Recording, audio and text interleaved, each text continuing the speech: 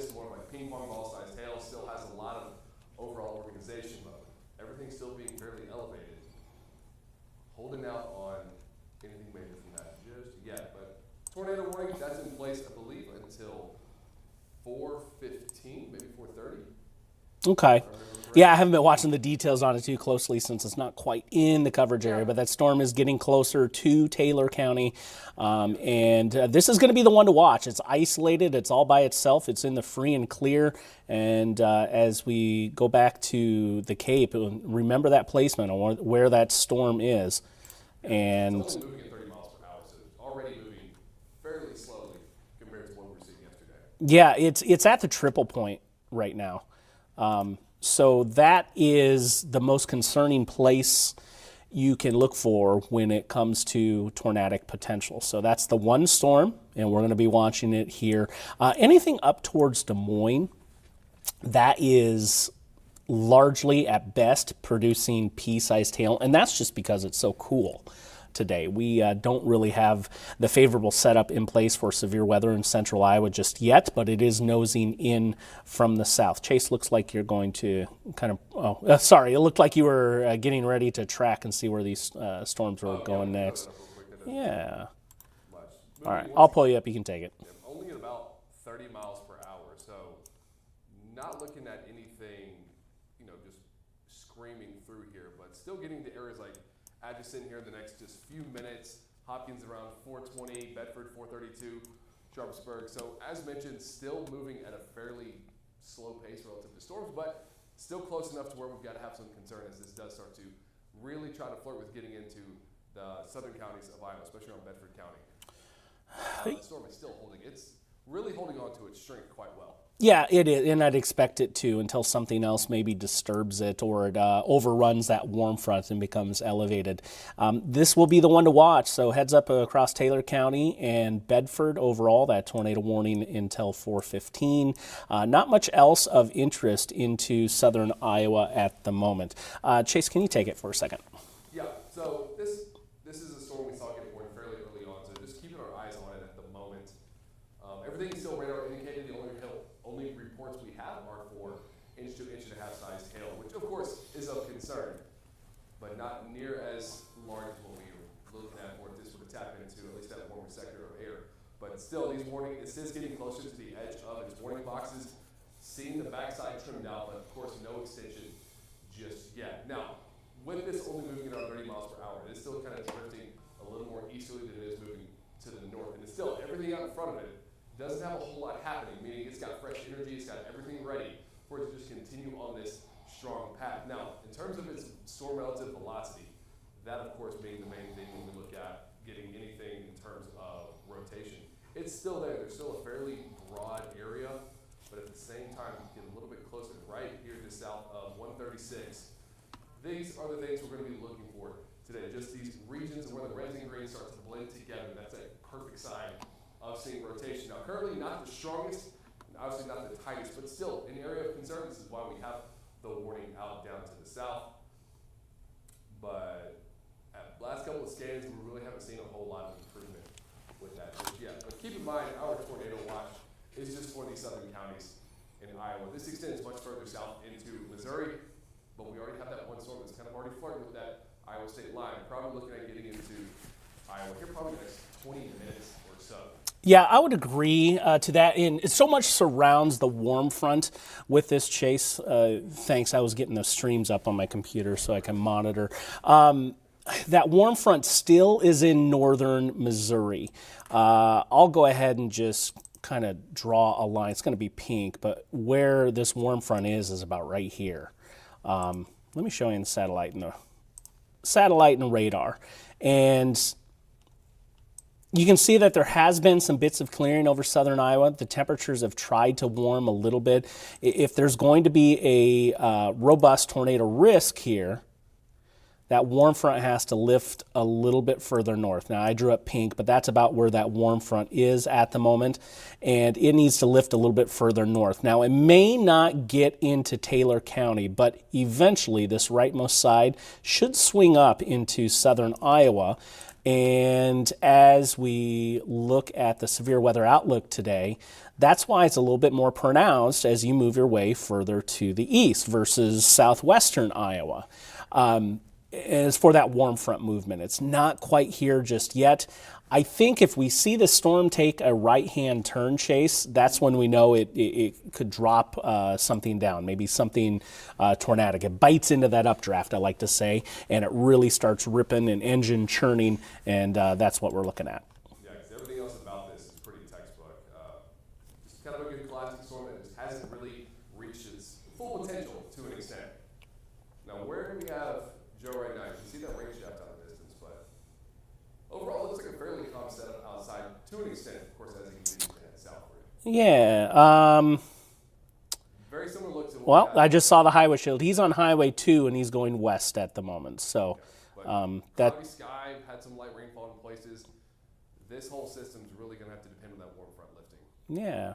So Joe and our chief photojournalist Don Smith is out in the storm tracker helping us out today.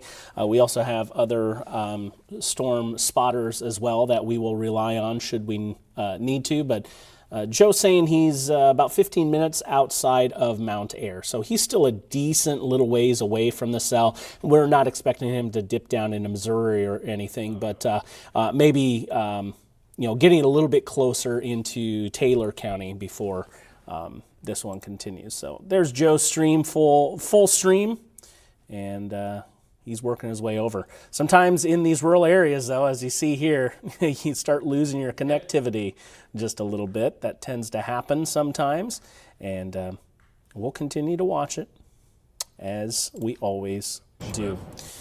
Okay, so I'm back running on my radar right now. I'll go ahead and bring me back up too as well so you can get a look at me as well. Here's that rotation. It's east of Tarkio on US 136. It does appear to be pretty broad at the moment.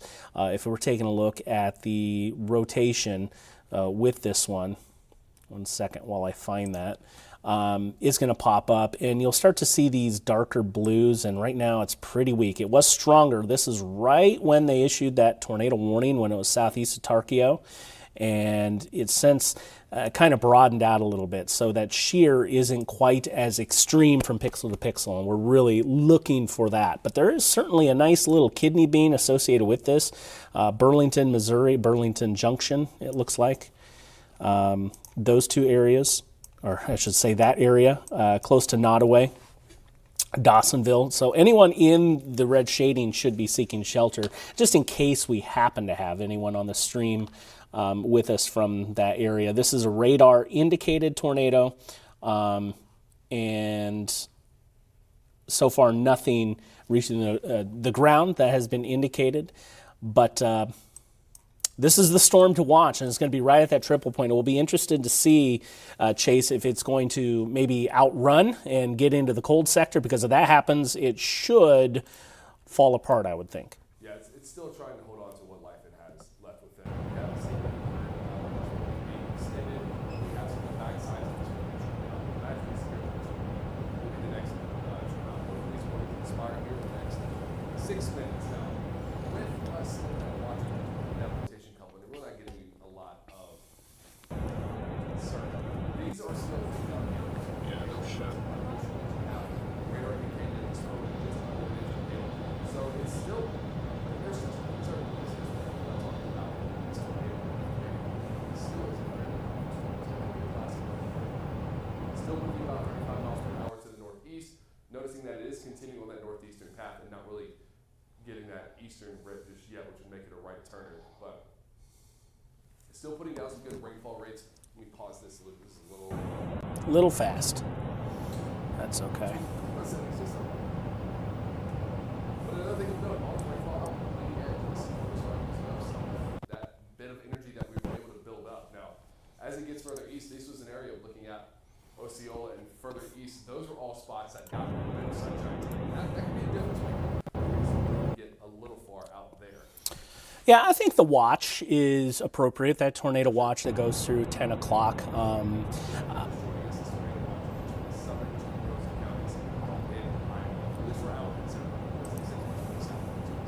Yeah, and the one storm we're watching right now is down into northwest Missouri.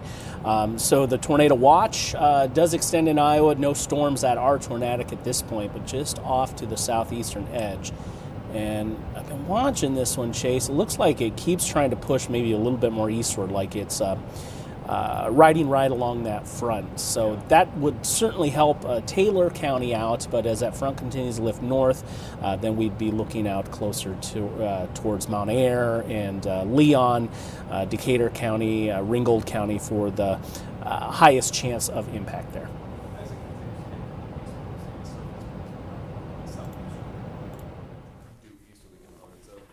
Another situation for us to tap into, dew points based on surface maps are a little higher out that way, meaning it's got a little better latent heat to work with, good more energy buildup for these storms to just heat up and continue on this path that they're moving. But still, at this point, we're just kind of waiting for this warning to expire to see what happens next. We've got 3 minutes left on it. All they've done is trim the backside of it. Still no new reports coming out of this just yet.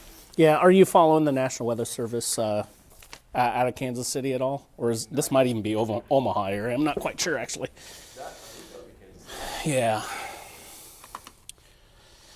I just have Des Moines up at the moment, and we're kind of talking about this storm and how it evolves, and all eyes are on that warm front. And you do see it now popping up on screen, a new severe thunderstorm warning. They start overlapping these, and it gets a little messy. So next couple minutes, this will all clean up. Right, exactly. I'm actually going to take the auto query off here, and I'll go ahead and manually sample it.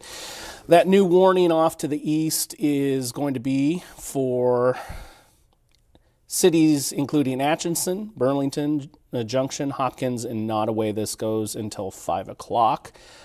Counties included on this, northern Nottoway and in northwestern Missouri. So this lasts until 5 o'clock.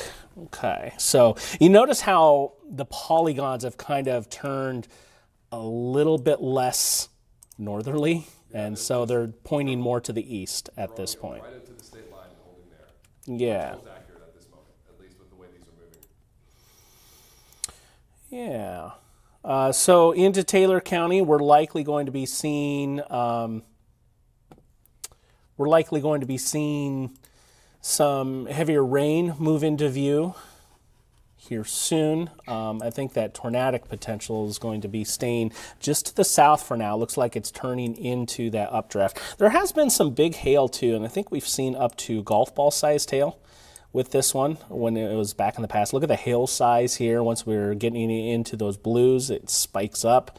Back towards Fairfax, it was even more, and I think that's when we got that golf ball report.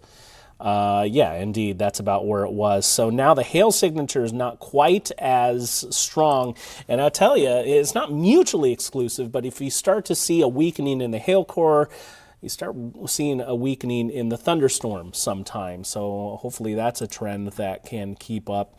Lightning as well is sometimes a good indicator. There's some decent rotation there. It's not overly strong, but there certainly is some rotation. Yeah, they expired the warning at 4:13, and then we have an emergency manager reporting that a spotter reported a rain wrap rotation at 7130 near Clermont. So it still has some of those, it still has some life to it, but just not enough. Even its look on radar is just not that impressive anymore. Yeah. If it continues to turn east, though, that's favorable for it. It could re-intensify. That is certainly possible. Sometimes lightning is a good indicator of being a strong, severe storm, and you see certainly. Yeah, certainly. Oh yeah. You can see better clustering in that storm versus some others. Chase has it up nice and close. I'll pull him up so you can see it. The more lightning you see, typically, there's been studies shown, the stronger the storm is going to be. Yeah, and it's right in that central region as well, which is always beneficial for the storm's life, at least. Now, still, its movement is kind of holding that same track with this reflectivity really showing a lot thinner base. Let me turn the lightning off real quick. See how thin it's getting? which is giving it more of a wind threat. This central section can start bowing out, because that was a new hazard that they've started mentioning, was that risk of 60-mile-per-hour wind gusts. No reports out of it just yet, but the wind, of course, is the highest threat chance that we've seen, at least when forecasting this all morning and covering it. Still have that chance for these strong to damaging wind gusts coming out of it. But this still, the lone storm giving us any kind of strength or issues at this current moment. Slowly starting to get into, seeing the northern edge start to get into Iowa, starting to get into Bedford County. That'll come down to the Weather Service office getting an agreement on putting a warning out a little further. Yeah, absolutely. Especially that hail core. It wouldn't surprise me if we saw one pop into view. Live look at the Local 5 storm tracker. I'm not exactly sure where Joe is at the moment. Still appears like he may be moving towards the west at this juncture. I am so sorry. That is not. That was not. Joe, I hit the wrong one. This is Joe as he's out there. So he is definitely heading west at the moment. The other one was actually one of our storm chasers. I believe he's down in Missouri, so that's an errant punch on my part. So this is Joe, and we got him out there heading to the west towards Mount Ayr. And I think he's just going to park it there for a little while, and we'll continue to monitor things as this one moves in, because it's definitely turned to the right just a little bit. I'll come back into the velocity picture for you, get a view. Still some broad rotation, but it's not right into the main inflow of the storm now. This is kind of moving inward, away from the edge of the storm. So this is going to be a kind of a storm level rotation at the moment. Up into the hail core that would be driving that. So no tornado warning at the moment. Severe thunderstorm warning running just below the Missouri and Iowa state line.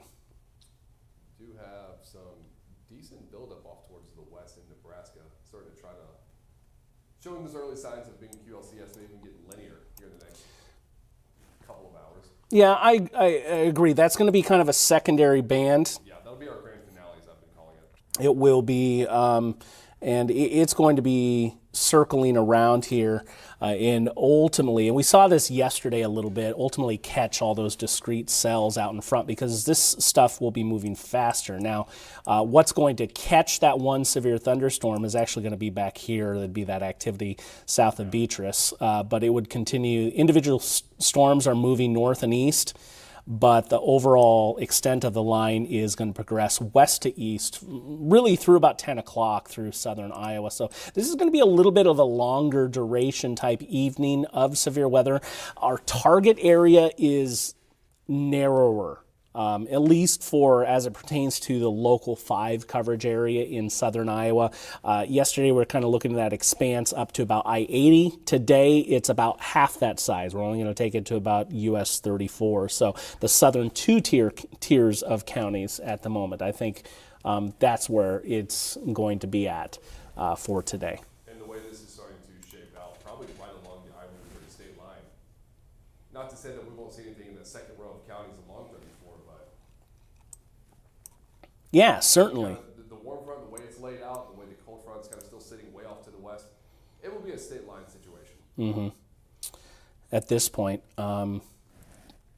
that warm front has been struggling to lift northward. I would say if I was looking at the forecast last night at this point, I would have expected the warm front to already be into Iowa and getting closer to Highway 34, Chase. Yeah, this is crossing 34 right around, I would call like 1 to 2 p.m. when we were looking at it at 3 or 4 this morning. So a little bit slower movement from that. The low pressure did take its sweet time getting over here, so the slower movement isn't all that a surprise. But our cold front also still kind of just riding along the river between Missouri and Nebraska, so not really having a concern for that just yet. But we are seeing a lot more storm activity get a little further north into Iowa at this point. That bottom side of this storm really starting to fizzle out. Look at the storm tracker as Joe's getting closer to Mount Ayr. This is the only storm of interest, and I'm showing you the hail kind of as it approaches Atchison. about 5-6 miles south of the Iowa-Missouri line, and it's not all too much here. This storm is not near as impressive as it was, say, 20 minutes ago. The hail size being estimated from our radar software is up to about the size of a penny being possible there, and it was larger in the past. We did certainly hear of some reports of hail up to golf ball size, and of course it was tornadic, so it looks like this one might be starting to move maybe just a little bit north of the warm front. We're kind of at that point where we switch between radar sites, where we have been using the Omaha radar and now to Des Moines, and neither look to be the most impressive looking at the moment. I'll go back to the velocity picture. There's rotation. Back it up. Actually, it looks a little bit better now in this last scan that I had the previous couple. Don't you think, Chase? Oh, yeah, right around Clearmont in Atkinson. Yeah. It's got some good life to it. I wouldn't label this as like for me, not like a tight rotation, but a good broad section, kind of Yep. a little more cycle. We'd want to see they're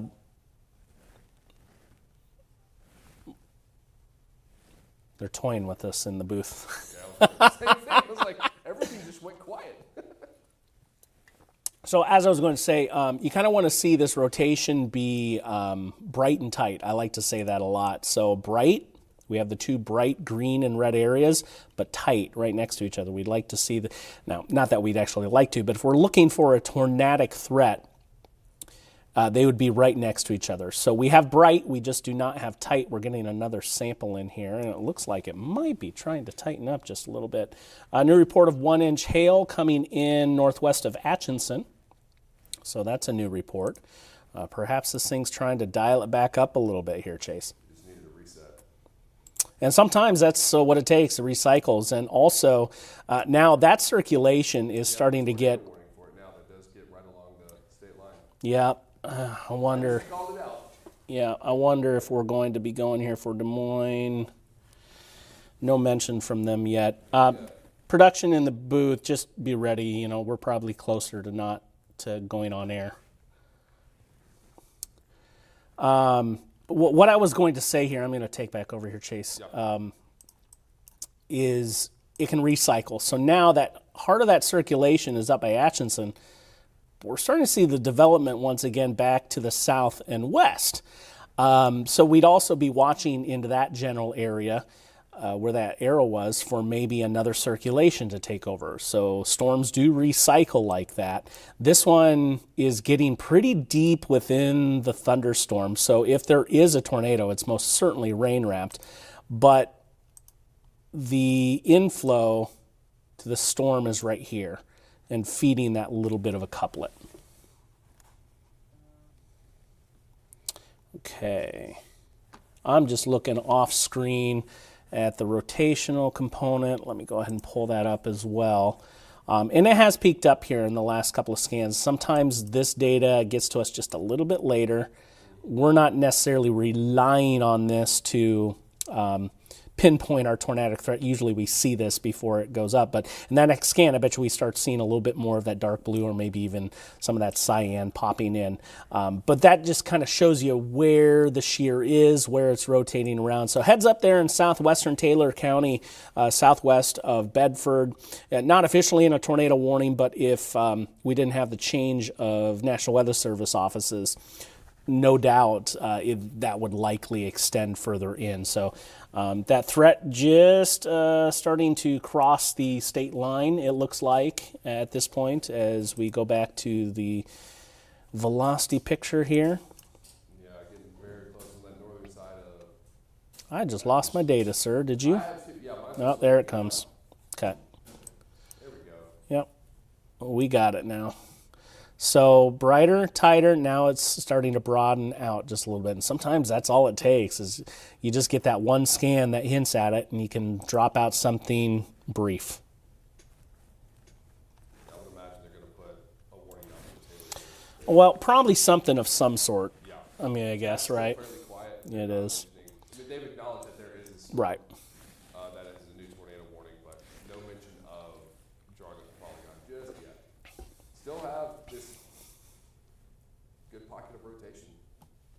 Just in that weird radar hole spot where we're getting a lot of the upper level stuff, no matter how low we put the scans. Yeah, I think I was having a little bit of a better look at Omaha. If you want to slide it over just a touch, Chase, there you go. Just a little bit better there overall.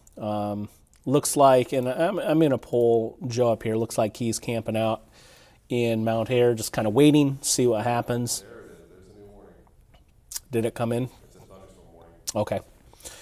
All right, so we'll keep it right here on the stream for us. And what we have going on right now, excuse me. Severe thunderstorm warning, I'll go over those new details with you. That is for Page County. It does not include Taylor County. 1 inch diameter hail, 60 mile per hour wind, and that tag of being tornado possible. So I would agree. And the reason for that is, that last scan, it kind of broadened back out again. So they're kind of saying, hey, wait, it may be trying to weaken a little bit. We're just crossing over. This is a triple point, not only of the system, but a triple point of National Weather Service offices. So we all have different people issuing warnings for these 3 different areas between Taylor, Page County, and for the life of me, I apologize. I can't remember what county is just across the border down into Missouri. But, we have 3 different offices right now warning on this. What's that? Nottoway County. Nottoway County. Yeah. Okay, so here is the latest velocity scan. It's still holding some decent circulation. It's just broadened out at the present. And right now that rotation is going around at about 4 or 5 miles overhead. So I doubt you even see it because this would be rain-wrapped circulation. But if you could see it, it'd be a big broad spin above your head. And what becomes concerning is when it starts tightening up into that tighter spin. So north of Clearmont, there is some hail being reported up to 1 inch in diameter. So that's also kind of a secondary concern. And I tell you what, yesterday, actually, I received a picture, Chase, of someone who had been hit by some of those large hailstones in Ottumwa, and it left some pretty big welts on their back. Oh, they got physically hit. Yeah, they got hit by those hailstones. So That is easily some of the most. Anytime you see reports of hail, no matter the size, don't risk it. Just go inside. yeah, It's not worth it. absolutely. Definitely not. So what you're looking at, the hail size here on the screen, being estimated 0.6 by our radar software. And I'm going to look just off screen here and see what we're also using some radar software just off screen as well. And it's saying just a hair over 1 inch, so it looks like probably somewhere in between in both of these. Still some rotation starting to track up into Page County now. That's where that is. I'll go back to the rotation here and take a look. There it is. It's now into Iowa, but it's broadened out. Chase? No talk of getting or into Iowa just yet. But we can't just roll this one out by any means. We've got this storm particularly has been kind of cycling through strength and started weakening a little bit. But even down south of Ashton, you can see another kind of pocket trying to develop. So we've got a couple of areas rotating that I wouldn't say are concerned, but kind of give a thought of life to this storm, and it's not willing to give up just yet. As we mentioned, the polygons are going to get I don't want to say messy, but very interesting looking, just because of the difference between Weather Service offices. Even this one we have for Page County, that one's probably going to expire here in the next probably 15 to 30 minutes, and maybe see this tornado warning extended a little further into, or extended into Bedford County, because we still have the rotation signature on it. It's just broadened out, which takes a little less emphasis off of us being concerned with it actually dropping something or even producing a funnel cloud at this point. Yeah, some kind of warning, I think, Chase, is probably going to be on the way. Bringing up the velocity signal for you so you can get a look. It's still pretty broad at this point. As it pushes to the north and east at about, where did it all go? It's going to fill back in with data, isn't it? Need to wait for the beam to come around. It's moving to the northeast at about 30 miles per hour, probably now east-northeast. is the direction this one is kind of taking. Actually, that looks horrid now compared to what it was. So that's good news. It's starting to get in that colder sector. Would you stop it? All right, there we go. So this is northeast at about 30 miles per hour. Notice it has more of a northerly component on things now, Chase. Yeah. It's also starting to pick up in speed, it seems like. Yeah. You know, it was when we first started tracking it, this was still at around 30 miles per hour. Picking up to around 40, I think, at this point. Yeah, so things are it's off the updraft, and I would expect it to weaken overall. The way things are going, and this has really been the only interesting storm for us to note as of this point. They have now put out a severe thunderstorm warning for Taylor County. All right, go ahead and take it. Talk those details, please. Yeah, 5:15 p.m. Still radar indicated, looking at quarter-sized hail. So they've really even started to drop off even that overall wind threat, making the main concern being that potential for 3/4 of an inch to full inch of hail, or as mentioned, quarter-sized. So probably going to see the last bit of this warning, this tornado warning in Missouri expire, and that would officially put this storm completely in Iowa. Not ruling it out just yet. It is becoming less structurally visual, becoming more of a blob. So looking at hail cores with that one, and then of course it would all be very rain wrapped. But rotationally, it's still got some life within it, just nothing tight enough to have concern. You know, we still have that western side trying to show some kind of inflow back towards it, but this one little couplet down towards just where you see west or east of Atchison, just not giving us a lot to be concerned with currently.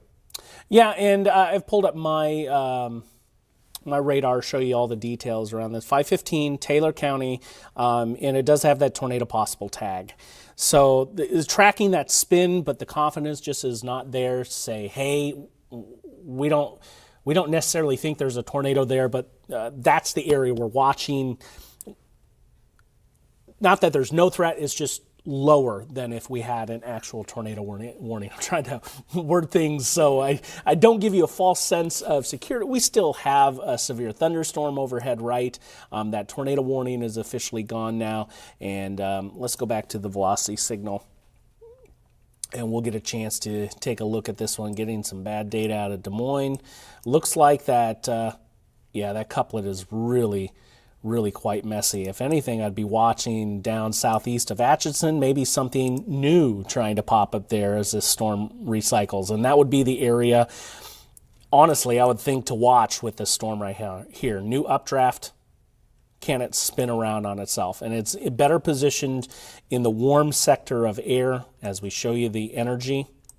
Okay, that warm front is not into Taylor County yet. So we're seeing the storm elevate, is what we call, quite literally rising in the atmosphere, and it cuts off that feed from the warm, moist air from below, and essentially it just kind of starves the sun. Now, these storms can survive elevated, but when that happens, you start losing a lot of the tornado risk that we're really watching with these storms that are forming near the warm front. So watching that southern edge, anything that tries to get going out into this general vicinity, that's really where we're going to want to watch things overall. Yeah, the last set of warnings had roughly a 10 to 12 minute gap between them. So easily showing signs of recycling just a touch, potentially. Not putting a guarantee on that by any means.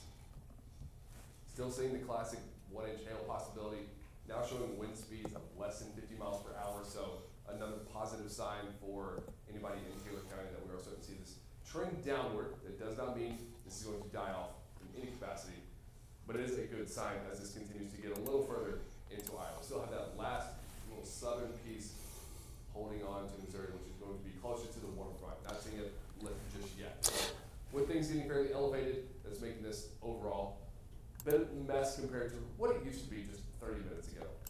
But still enough with the hail that we got to have the warning still on. So we do have team coverage, not only our own local 5 storm tracker, but we have our sister station, WQAD, out into southeastern Iowa. If it does venture over that way, we will be taking their feed too if they find anything interesting. But for now, we're just watching this one storm as it moves into Taylor County at the moment, and really just looking at a hail threat.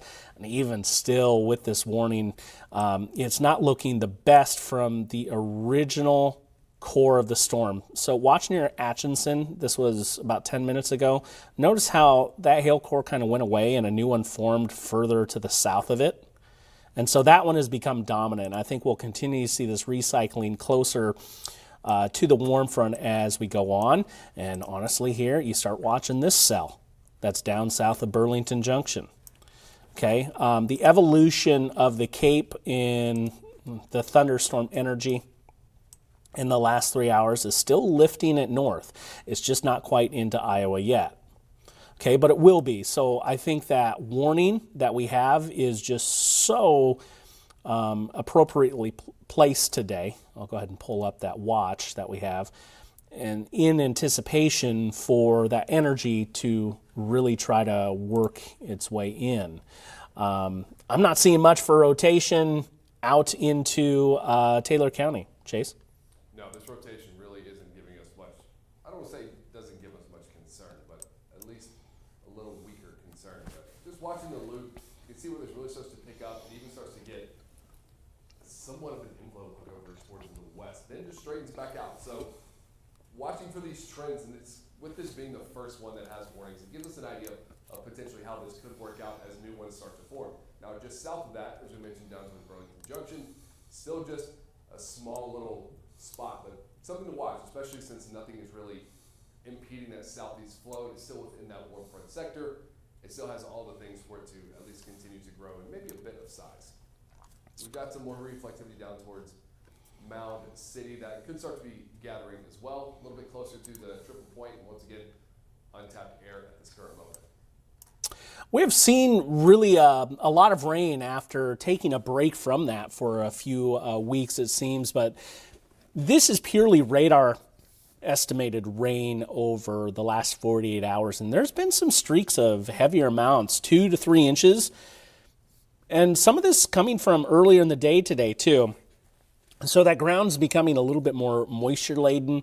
I don't think we're at anything suggesting an imminent flash flooding risk at this point, but if we do see multiple thunderstorms form over the same area, that becomes increasingly more of a concern. I don't think that's super high on the threat levels for today, but it is something to keep maybe in the back of the minds.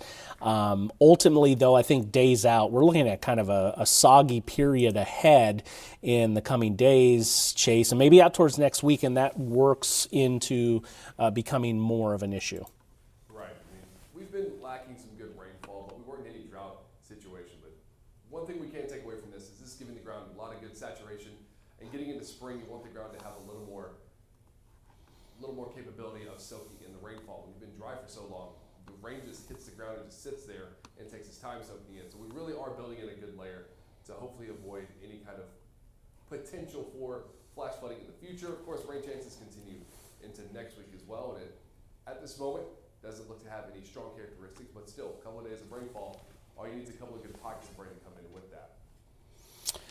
Just to our producers in the back, no, we're going to have to do our show live if we don't have any active tornado warnings or anything. So what the plan is I believe digital, and reach out to them. I think they're going to stop this stream. I'm going to keep things going on my personal streams, but we'll just go to some looping radar.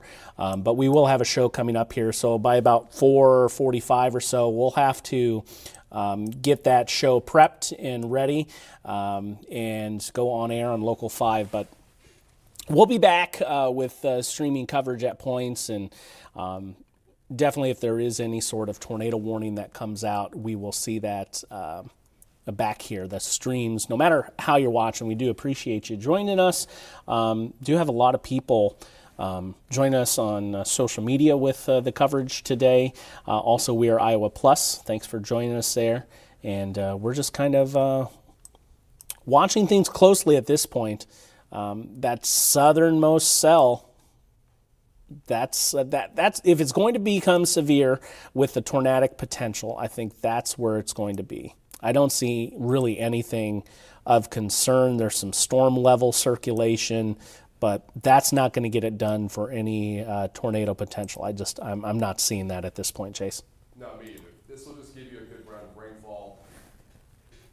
Maybe have some small hail within that, because it's still holding a bit of that in terms of that vertically integrated liquid, which essentially just gives us an idea of the hail core. But this one section we've been watching, just now getting into Iowa, is where the most intense rainfall is, most likely where we're seeing the best hail, if we are seeing any, and then of course lightning strikes within that are probably still fairly abundant. But this warning still has, I believe, 19 more minutes. It goes until 5 p.m. For Taylor County, Yes. 5:15. Is it 5:15? Yeah, it is. Excuse me. 20-ish more minutes. No, you're all good. It doesn't even look to be the most intense when it comes down to it for the hail, either in the original portion for which it was warned. Now there's still a bit of a hail core down there into northern Missouri near Atchison, and that's being suggested up to just a hair over 1 inch in diameter. And looking at the software just off screen here, 1.5 inches, so probably somewhere into the middle. And I think this warning is officially for 1 inch diameter. Yeah, it is. So I don't see a wind signature whatsoever. Now, obviously, you have rain rushing to the ground. That can produce some gusty wind naturally, but at least from the storm, it's not looking to be anything too significant. So those winds are really lackluster, and that's why this warning has a tag of less than 50 miles per hour. So maybe something closer to 25, 30, maybe even 35, but not looking at severe level winds with this. Yeah, kind of your standard, like you were mentioning, rain outflow wave on the leading edge of that one. Kind of shaking trees a little bit, maybe around the windows in a very brief moment, but nothing long lasting or concerning. I agree with that. Yep, I do agree. Well, we're just a couple of minutes away from 4:45. I'm going to get the loop back going, and we'll be back on We Are Iowa Plus and Local 5 if needed. For now, I'll sign off for Chase and myself, and if you're on my personal social media streams, we'll get back to some looping activity for you, and the stream will continue. We'll be back if the need arises. Take care, everyone.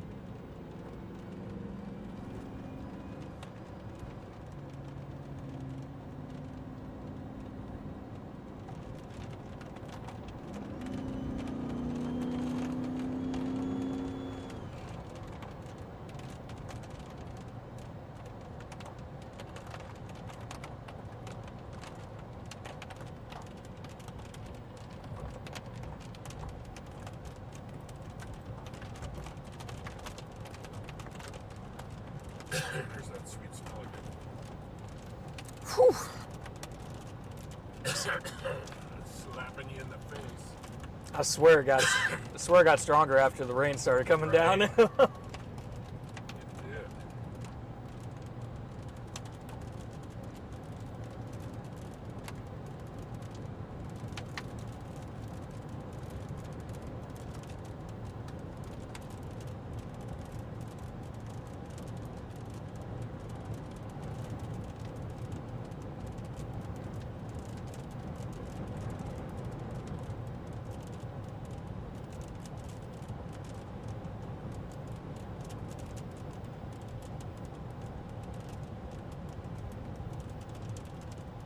Yes, I can hear you, Simon.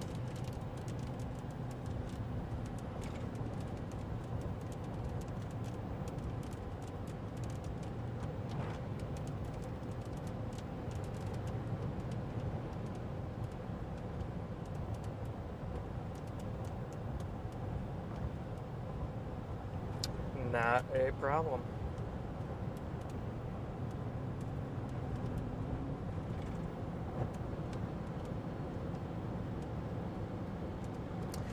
Well, we just watched an entire parade of storm chasers pass by us on this one storm, so it's interesting.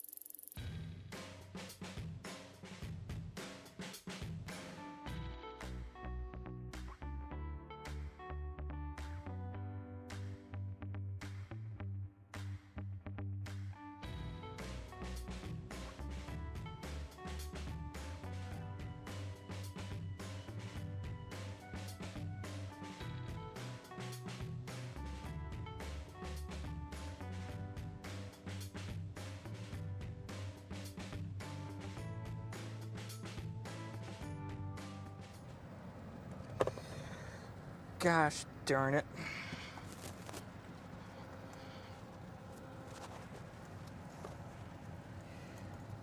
Where in the heck did I put...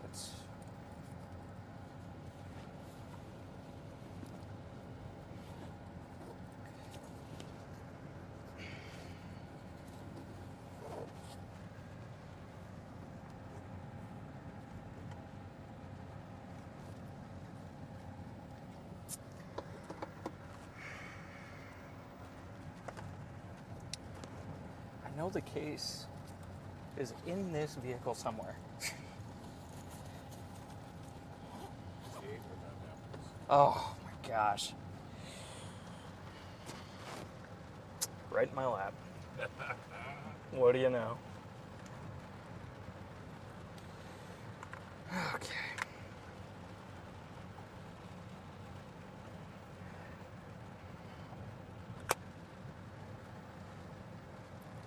Guess we are going in the left ear now.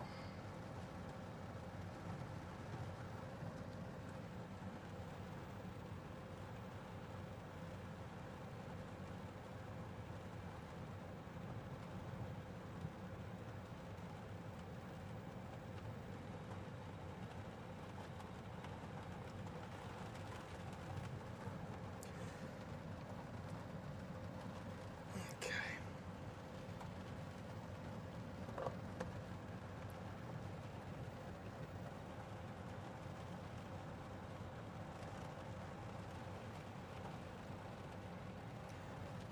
All right, well, let's.